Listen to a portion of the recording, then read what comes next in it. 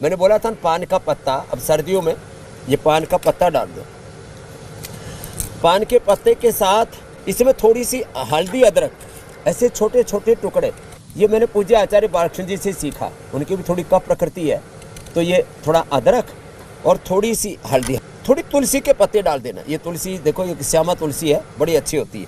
ये तुलसी के पत्ते डाल दिए। इसमें 1-2 इलायची, थोड़ी सी सौंफ, थोड़ी सी लौंग, थोड़ी काली मिर्च, ये सब डाल करके और इस पानी को बिना छाने इस पानी को अब थर्मस में भर के रख लेना और दिन भर ये पानी पीते रहना। कफ कोल्ड खत्म, दिन भर एनर्जी रहेगी, शरीर में गर्माहट रहेगी।